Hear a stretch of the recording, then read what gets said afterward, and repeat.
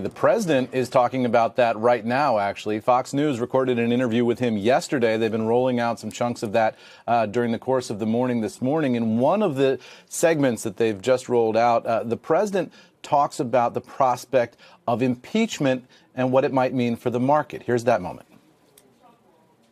I guess it says something like high crimes and all. I don't know how you can impeach somebody who's done a great job.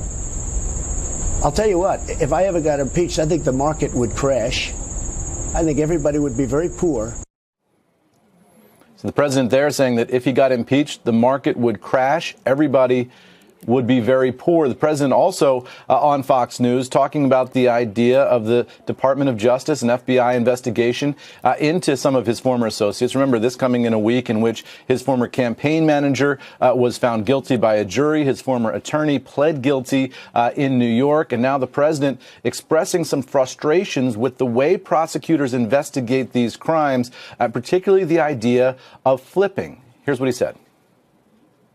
If you can say something bad about Donald Trump and you'll go down to 2 years or 3 years, which is the deal he made, in all fairness to him, most people are going to do that. And I've seen it many times. I've had many friends involved in this stuff. It's called flipping, and it almost ought to be illegal.